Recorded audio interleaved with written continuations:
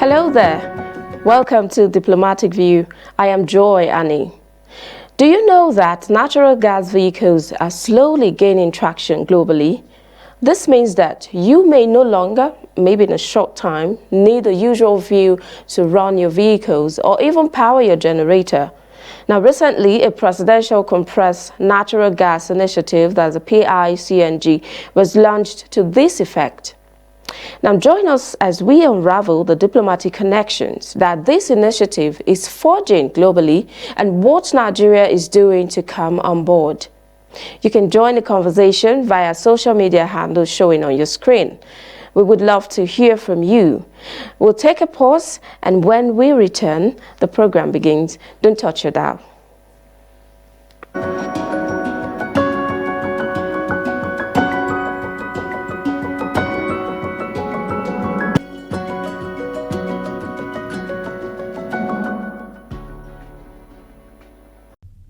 Natural gas. Natural gas is primarily methane, or CH4, with smaller quantities of other hydrocarbons. It was formed millions of years ago when dead organisms sunk to the bottom of the ocean and were buried under deposits of sedimentary rock.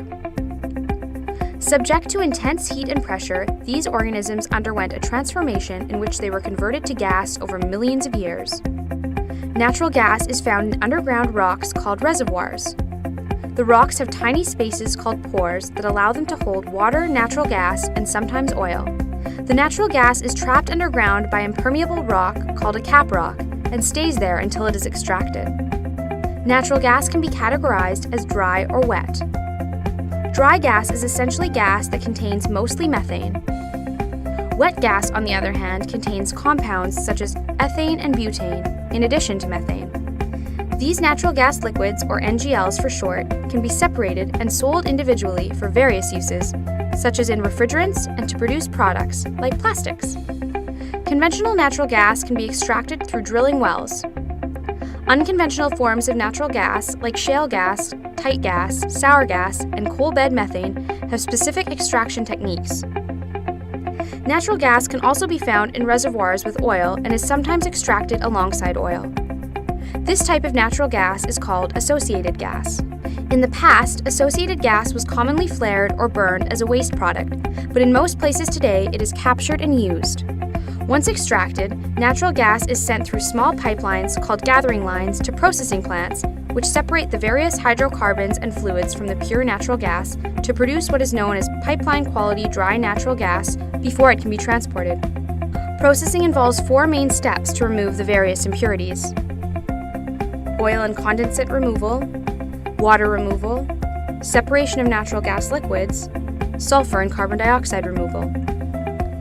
Gas is then transported through pipelines called feeders to distribution centers or is stored in underground reservoirs for later use. In some cases, gas is liquefied for shipping in large tankers across oceans. This type of gas is called liquefied natural gas, or LNG.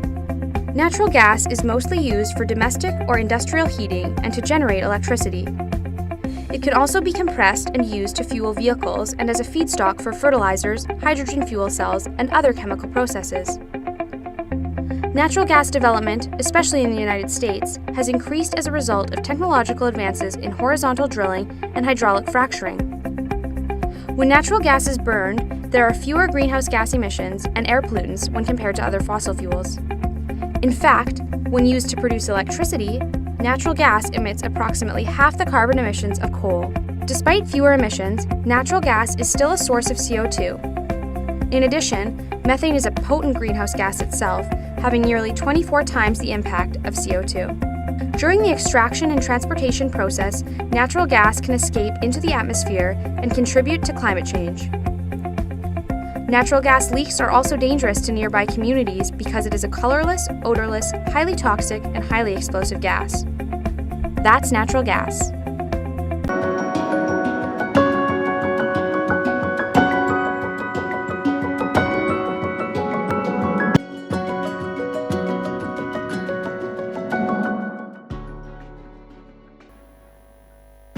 Welcome back.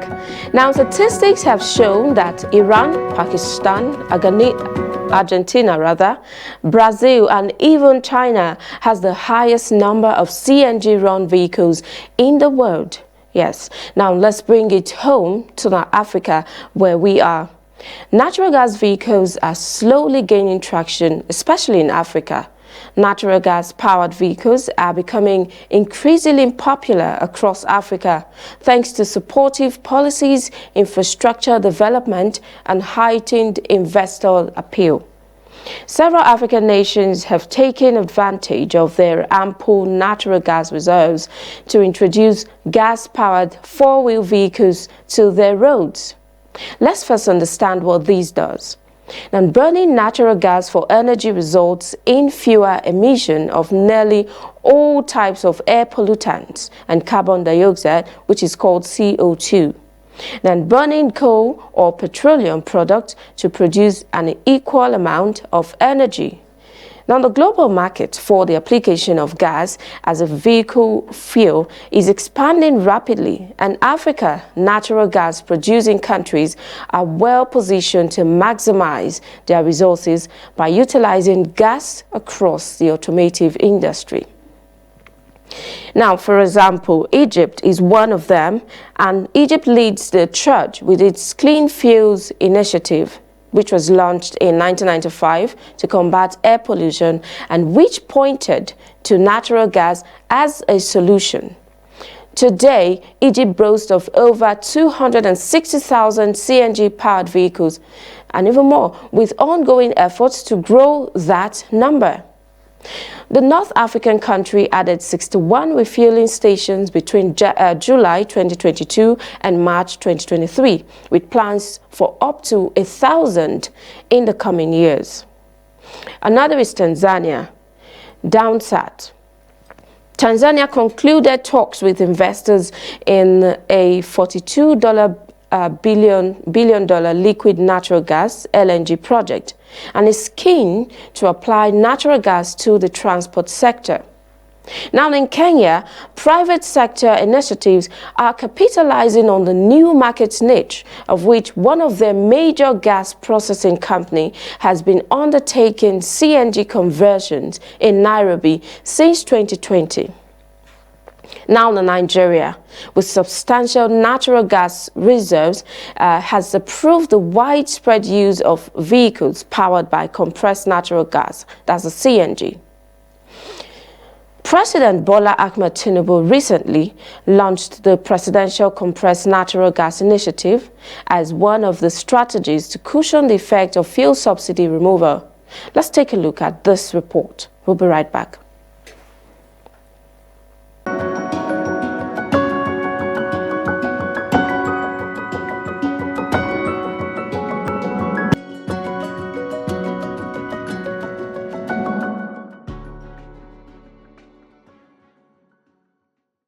What Mr. President is talking about concerning the fuel and gas issue, to me, it's a good idea, but let government look into it first, so that they should think of the masses, not their own personal selfish interests.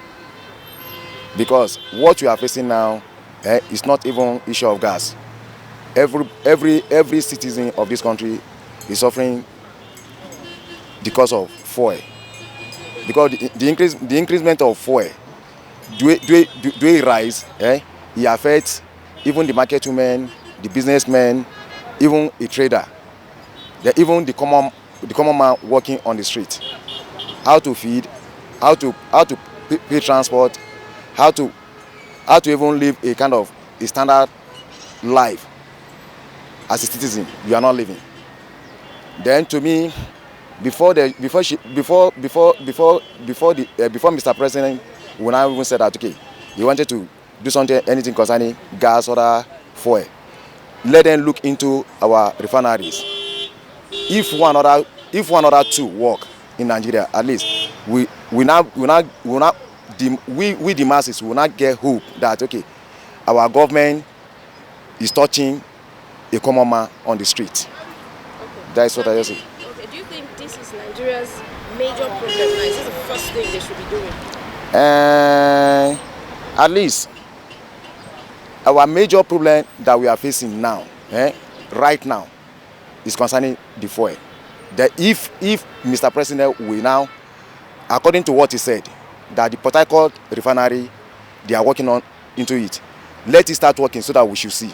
But if you have a car now, and they say you should bring your car, let them change the fuel site to gas, will you do that? Well, if the cost will not bounce on my head, if the government will now take the cost, I wasn't mind. But if the if it bothers your engine, if it does anything? no, I will not bother, because before I will even agree, I will ask them what will be the capacity of my engine first. So you agree to it? Yeah. My own car, but me, I cannot convert it because gas is risky more than fuel to be using the gas. I think the issue basically about the subsidy removal, I think it does not carry a good planning. You know, if it does, the masses don't supposed to be like suffering the way everybody is going about trying to face transportation. Whatever you are collecting today is no longer a take home. Food prices, every other commodity in the market has tripled in price. So I think if there is proper planning, at least they are supposed to kind of like a damage control, how people can go about it, that at the end of the day, the suffering will not be this much. That initiative in Nigeria, I think, is being on, because I've seen some vehicles, some past years, 2-3 years ago in Benin City, they use both the gas and the fuel at the same time, so they can go for whichever they want. And the thing is that it's been in existence, though it's not something that is common, it's not known to everyone. And if that is to come on board, I still don't think it's going to work, because even the gas now is quite expensive on its own. So if there will be a difference between the fuel which they use now and the gas you're talking about, it won't really be a significant difference if that will even happen. And I'm not sure that would erode the current problem we are facing. It will not. So even if they want to start that, I'm still not even sure it will even work, because nothing seems to be working. And people used to go with the notion that there is hope, it will be better. But I think it's clear to everyone now that it will only get worse.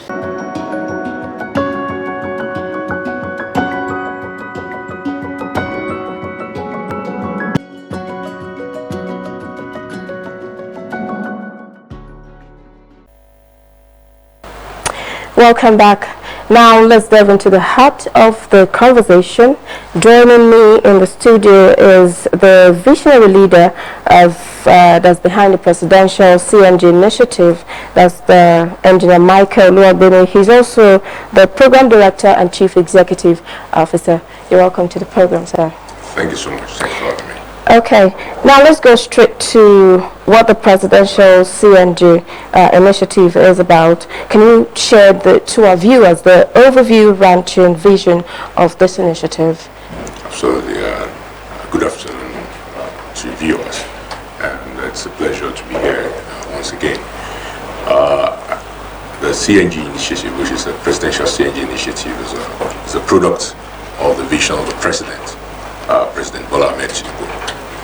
With respect to trying to alleviate the suffering of the Nigerian masses, so consequent upon the removal of the fuel subsidy. We are aware that Nigeria has been importing PMS and diesel primarily, which it uses for running transportation.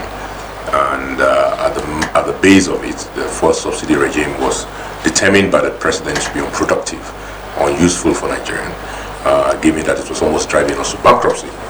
And so on May 29th, the president stated very clearly that the era of fuel subsidy was over. But in so doing, the president was still aware that the common man was now exposed to the vagaries of more expensive energy that is going to follow transportation. transportation being responsible for between 16 to 17% of the average spending of a home. And this meant that those people were already impoverished or close to poor or living lower middle class were disproportionately exposed to this new policy that at the surface of it kept the price of PMS and diesel low at the pump, but at the same time was bleeding the nation's finances. So the president and his advisors, in their wisdom, pulled together what they call the palliative program. And in a speech on July 31st, 2023, the president indicated that his vision for the transport sector to alleviate the suffering of the masses as part of his palliative measure was to enable Nigeria to move towards the compressed natural gas, which is much cheaper, safer, and is more reliable. And as a result, he pulled together the presidential CNG initiative announced on August 19, 2023 on his Twitter handle. On October 1st, the president, after he had helped pull together a strong team of planners that included myself, he announced what that initiative looks like, or what the initiative will be focused on. His first indication was that the initiative will try as much as possible to very quickly transition Nigerian vehicles, as many as possible, to compressed natural gas, which was about 40 to 50% cheaper than PMS and diesel. He also indicated that in so doing, he will also enable the quick deployment of CNG platforms, about 11,500 of them, including buses and tricycles, that will be passed through mass transit operators that will be operating in our cities, that they can then pass on the consequence of this low cost of fuel to the masses. He also indicated that we're going to work very closely with labor. We're going to work very closely with technician associations to ensure that the capacity to transform or to transition existing vehicles that are running on PMS and diesel through an auto gas conversion program, which has a vision of having 1 million vehicles converted in Nigeria between now and 2027, was going to be implemented. And he announced that for the vehicles that were being acquired and the conversion kits that were being acquired, he had approved an emergency procurement. On October 6th, the president then announced the formation of the August body of what's called the steering committee, led by Mr. Zach Adedeji and joined by 6 other wise men and women that constitute the steering committee for the presidential CNG initiative. And also that body, the steering committee, of course, also serves as the board of the special purpose vehicle, which is the PICNG Limited, which I'm opportuned to lead as the chief executive, was constituted. Since then, we've been working very closely with labor as well as members of the public stakeholders, planning, implementing the vision of the president. It takes time. Like any good thing, you need to have a proper plan. If you fail to plan, then you've planned to fail. There were 2 previous attempts at auto gas conversion program in the country, 2009 and 2017, and even more recently, during the COVID-19, it was mooted that NNPC was going to try to implement a program of sort. But we understood what the reasons why this program never took off. And so what we have been doing is to ensure a proper plan is put in place, while also implementing the vision of the president, engaging stakeholders. Last year, we've been able to launch 7 conversion centers across Nigeria, doubling the number of conversion centers in Nigeria within 3 months, but even more so helping to stimulate the establishment of conversion centers by the private sector that have since then been able to open quite a number of them across the country. In so doing also, we've been able to implement the preliminary stages of a capacity building program. And we just got our work plan approved for the year, and we are hoping that this will be launched very soon when the conversion incentive program will be launched to member of the public. So a lot of work has been going on for the past 3 months since October, and a lot of public engagement, because we also think that the critical part of this is encouraging members of the public to convert and to understand the technology that is underpinning compressed natural gas use for transportation sector. Okay, now how has this been able to fit into the global energy landscape? Because we know some African countries like Egypt is running on this, and they have a vision to bring in more vehicles, I think by 2030 or thereabout. Now, how is this fitting into the global landscape to reduce this fuel emission? Absolutely. Natural gas has net 5% less emission than PMS and diesel. used for transportation emits 20 to 30% less carbon emission at the tailpipe of a vehicle than PMS and diesel. So for us as a country, we want to turn our current what we're wasting to wealth. Nigeria is the second largest flare of gas in the world after Russia, despite having the largest reserve of natural gas in Africa that can last us for 98 years. So what we're doing is we're taking the God-given resource that we have, instead of using it and utilizing it to benefit our economy, to enable our economy to run on low costs, in order to be able to compete effectively with other economies in the world. We are flaring it, leading, of course, to direct emission of methane and all the other greenhouse gases, polluting the environment. If you go to the Niger Delta, if you even go into space, you see that most parts of the Niger Delta is glowing, but it's not glowing of electricity, it's glowing of flare. And so what the president is saying is, instead of wasting these natural resources, we're going to use that natural resources now to power the economy in order to displace a dirtier fuel, which is PMS and diesel, and to enable the economy to run on a cheaper fuel. If we're able to displace PMS and diesel and we run on a cheaper fuel, the Nigerian-made products will be cheaper. Nigerian-made products will also be able to compete effectively with other countries in the world. But more so, Nigerian-made products will have been produced using a less carbon-emitting fuel, which will also qualify us for carbon credits, among other incomes and revenue sources. So I think it's a win-win for Nigeria in terms of from a program planning perspective. It's never too late. We should have been doing this 30, 40 years ago. But the president, as a son of the industry, someone who has a background in the oil and gas industry, having started his career in ExxonMobil, just like myself, understands the essence of using gas to power this economy. And perhaps we should take our crude oil, process it and export it to the rest of the world, and then use our gas instead. Countries like Japan have been importing gas, and India have been importing gas from Nigeria to use for manufacturing, to use for powering their stations, to use for driving their vehicles, and then come back to compete effectively with Nigeria after importing the gas from Nigeria.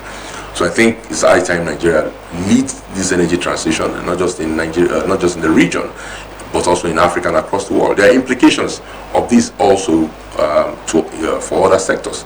Our automobile sector can be jump-started by production of hybrid gas and petrol vehicles.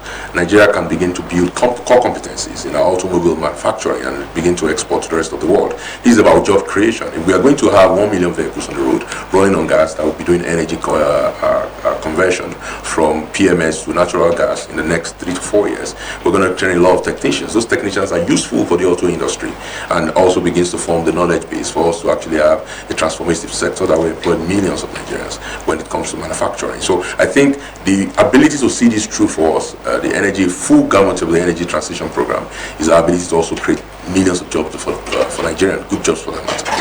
Now, if we look at the cost implication, I think we should talk about that.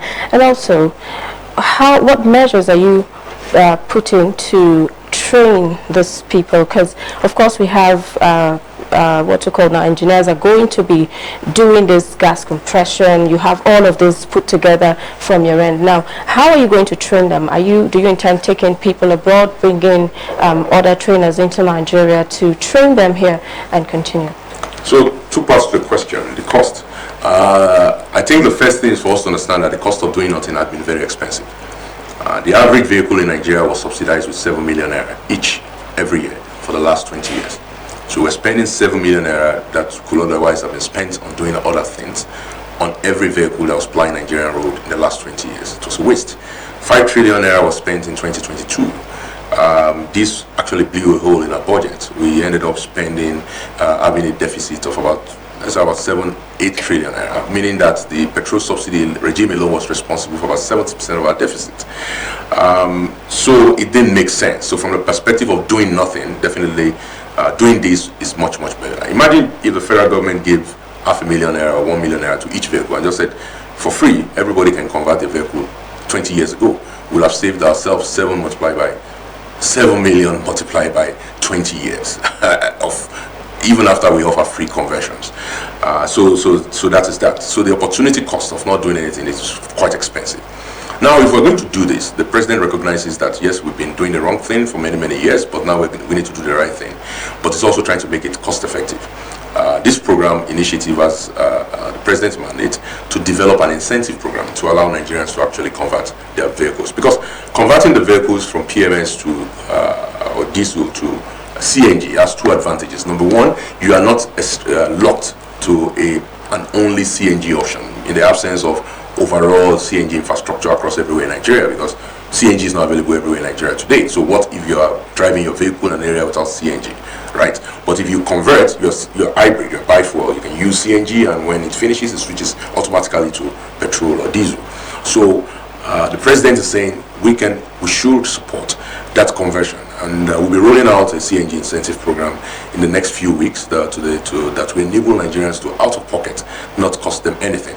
While there will be a component of it that will be discount, there will be a component of it that Nigerians will pay back slowly at the pump.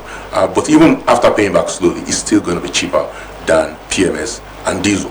Today, if you go into any NIPCO station, you can get your CNG per kg equivalent about 230 naira to 300 naira, compared to the 650 naira you're going to spend on PMS.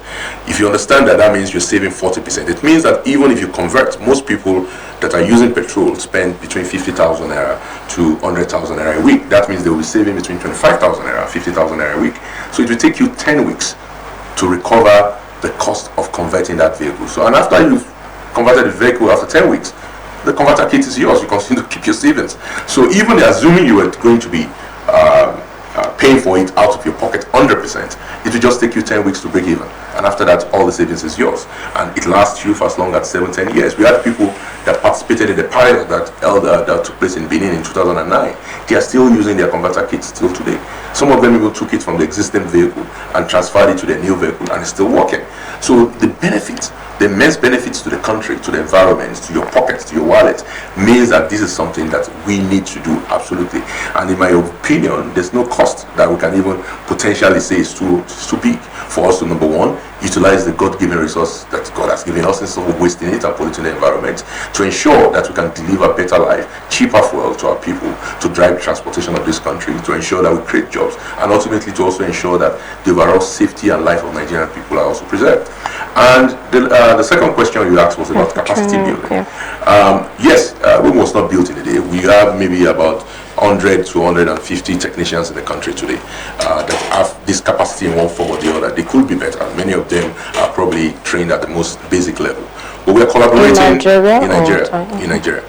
We are collaborating with the Nigerian Institute of Transport Technology, which is of course a parastatal of the Ministry of Transport. They have 7 campuses across Nigeria.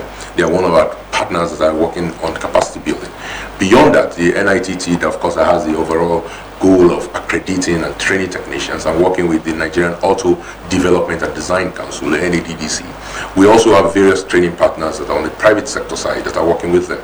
So at the end of the day, we believe that over time, as we move into this program with an aggressive focus on developing the capacity of Nigerians, we need about 1,500 technicians just this year alone. If we want to meet the goal of 1 million conversions by 2027, we will need 25,000 technicians, and we're working already. Yesterday I paid a visit to the Minister of Labour, and we discussed extensively how to bring in the MOMTA and NATA associations of technicians to ensure that we can use them as a platform to upgrade the levels of existing auto mechanics that can then adopt these techniques, and then can be able to do auto gas conversion in Nigeria. So we're thinking about it, we are working it, it's in our work plan, and I think with effective focus we can do it in country. There are various partners across the world, of course, that have taken an interest in this, that want to work with us, from Egypt to India, even to the US and Iran. All these countries have very viral auto gas industry. But at the end of the day, we think in Nigeria we have enough resources to compete effectively with the rest of the world. Okay, so you don't need a partnership with these countries, because that was where I was coming to, the countries you're partnering with, to make this a standard. Because when Egypt started, I remember they had several challenges, which I was also going to point out, because in Nigeria we don't have winter. And well, to some extent, we know that gas can explode. I'm not in the field, so I don't know how it works, but to an extent, I understand gas is a little bit lighter than fuel itself. So with the kind of weather we have in Nigeria, especially in the northern Nigeria, you know, unlike what we have in the US and other places, how would this be done so we don't get cars exploding on the Nigeria is not half as hot as Egypt. Neither is it half as hot as the United States. You'll be surprised. I lived in Texas for over 13 years, and your summertime in Texas is over 120 degrees. I've not seen 101 degrees in Nigeria before. so Nigeria is not even half as hot as these countries. US was the second largest desert in the world, Agave Desert, after Sahara. So, but that said, gas does explode, but compressed natural gas won't explode.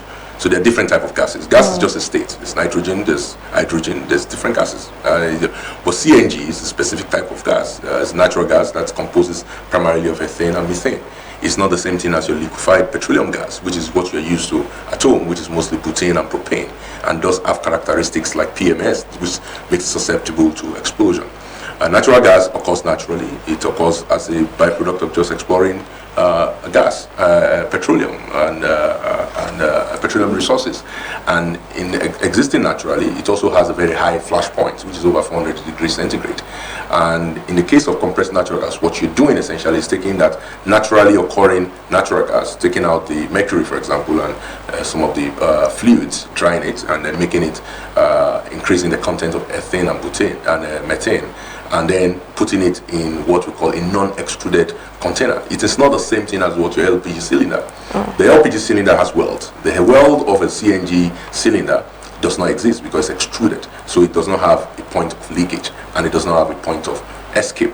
But that being even said, that cylinder itself is 10 millimeter bulletproof thick, so it is not penetrable. And even when you penetrate it and it escapes, because it is natural and much lighter than air, it escapes so fast that it is impossible to be contained for explosion. This is as opposed to petrol. If you've seen a petrol vehicle before, once it has impact in an accident, because what happens is liquid, it flows down instead of escaping into the air so that you don't see it and it causes explosion. A petrol liquid flows down, settles, and then when there's an ignition, a cigarette or something that just kills, that's why you have explosion, and that's why you have many deaths as a result of petrol cars accidents. You don't hear of CNG car accidents in the world. You can Google it. It doesn't exist. It's impossible, because the moment you have an escape of natural gas, what will happen is that it will dissipate into the air, and you will never be able to capture it enough for explosion. So the fear around explosion is unfounded when it relates to CNG. What you need to be worried about with respect to CNG is, number one, is your vehicle that used to run on PMS properly converted if you're taking it to become an hybrid vehicle. So this is the reason why we are working with all the standards organization of Nigeria, SON, NADDC, NMPDRA, among many others. We convened a regulatory inter-body regulatory agency in a committee in December, and they've kicked off the writing of the Nigerian Gas Vehicle Conversion Safety Standard. That is what you should worry about, not so much about the safety of CNG. The safety of CNG is incontrovertible. It's cheaper, it's safer, and a more reliable form of fuel in our transport sector than petrol. Okay, I'll still come back to the cost. Let's look at the fact, the main thing, the main objective of this CNG, it was to subsidize the fuel subsidy pressure on the common man. Now we have taxi drivers on the road, we have other people who can't afford this. Is there any way, is there anything that can be subsidized? Because we can't have these people paying 300 to 600 converting their vehicles to this natural gas. How is it going to be done, and what is the measures you're putting to bring awareness? Because we went on the street and a lot of people didn't know what this is really about. Unlike what we heard, they had a total different understanding of what this CNG is about. Absolutely. So in terms of the incentive program, which is what you're talking about, the conversion incentive program, which we plan to roll out in a few weeks. As I indicated, there will be significant discounts for the Nigerian people, especially mass transit users that will be trying to convert their vehicle, either bus operators or rideshare operators or taxi drivers. the federal government is going to ensure that the equipment itself, the kits itself, is significantly discounted for them as a form of palliative. The component of it that is not discounted, we are also working with financial institutions to design a way that it can be financed at almost zero to no cost. Or what it allows you is that over a period of time, you will be using, assuming, for example, the cost of CNG is 250 naira at the pump, you might be paying 300 naira, so a little bit of money on the gas, so that over time you pay down slowly, so that the day you walk into that conversion center to get your car converted, you're not really paying anything out of the pocket. It's free for you, at least in terms of your pocket at that point. What you then do is you pay the small balance after discount slowly at the pump.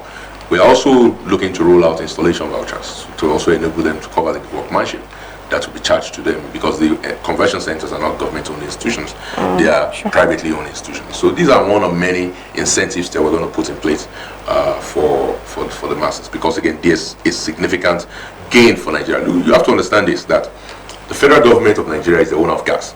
So if you look at your Petroleum Industry Act, you see it is very stated that, and all the gas in Nigeria is vested in NNPCL, right? So it is to the federal government advantage if you use gas. You are literally putting, if we're giving you incentive to convert to gas, we are putting money back into the pocket of the federal government. So we don't even mind from a conceptual accounting point of view. For every 500,000 that would give to you to incentivize members of the public to convert to gas, the federal government is going to make like 10 million naira on the gas that you use for that car for the next 10 years, right? So it makes sense for us to do this, and that's what we're going to pursue. I believe you have the second question.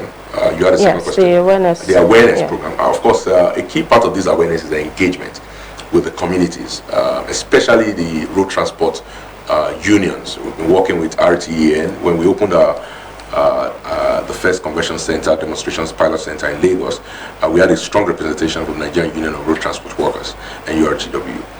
Here in Abuja, we have strong representation from RTA and NARTU. When we went to Kaduna, we did the same. So we want to make sure that we sensitize and we work with the road transport workers. Because at the end of the day, for the middle class that own a nice fancy vehicle, they might be able to afford conversion, and they might be well ready enough to go online and to do research on CNG. But for the masses who will benefit from mass transportation, it is the understanding of the road transport worker, the road transport employees association, and the road transport union that will impact whether they get a lower cost of transportation in their buses, their taxis, and their ride shares. So we are working with them closely. Even our meeting yesterday with the Minister of Labour was along this line. We're going to be having engagement sessions. We've been having engagement sessions with them, and we're going to continue to do so. Right. We are talking to them about even having conversion centers at their garages, such that they can be able to have their vehicles converted seamlessly, working with our private sector partners.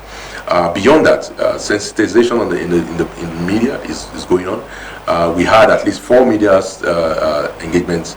stakeholder engagement sessions last year. We're going to continue this year.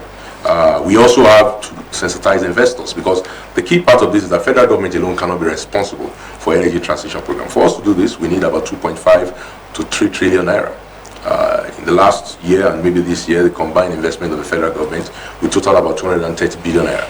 So it's still a very tiny sliver of what is required. Most of the investment will have to be done by the private sector. So how do we engage them? In December 19 last year, we had an investor stakeholder summit in order to begin to educate the investors that the federal government is stimulating the market. Because what we are doing we're doing a demand pool. By us investing in conversion centers, investing in the conversion program, by discounting the kits, we are creating a market for investors in gas. So those people who are invested in gas can then see that, oh, we're signaling to them, we're going to have 1 million vehicles running on gas in 4 years. That demand is going to be anywhere between 100 to 200 mm of gas a day. To the guy that is looking to invest, should be investing in gas, should be investing in the distribution of gas, in cascades, in refueling stations, in daughter stations and mother stations. That is what we are hoping that also happens. So engagements with investors, aside from our engagements with members of the public, with the unions and all of the mechanic association, technician association that will be involved in the conversion process, we are also very much engaged with the investor community, because we want them to know that the federal government is serious about energy transition in the transport sector. So what? And that's what we are. So what countries are you looking at? Because you talked about partnership. Yes. What countries are you looking at, and what kind of partnership are you looking at having with them? And are you also wooing international investors? Absolutely. Our investor summit had significant participation by various international investors. Some of them from the UK, from the US, Uzbekistan, even Kazakhstan, India, China, UAE. They're all in the room. Even Egypt, we had at least I think we had at least 2 speakers from Egypt. So we are open for investment. Nigeria is open for investment. The president is very investment friendly, and it's someone that I've declared that Nigeria should be open for investment in every sector of the economy, including oil and gas. This is the gas utilization issue, and it impacts not just the energy sector, but it also impacts the transportation sector, and also impacts the automobile manufacturing sector. So we are open for investors across this value chain. And we are not, Nigeria is a non-aligned country, so all kind of countries are welcome. We don't discriminate, yes. Whether it's the US or it's Iran. We're welcome here in Nigeria. Bring your dollars, we're here to spend. Well, we really must thank you for your time and your thought. Thank you for coming on Global View. I hope we'll have more to talk about in the coming months. We do thank you so much.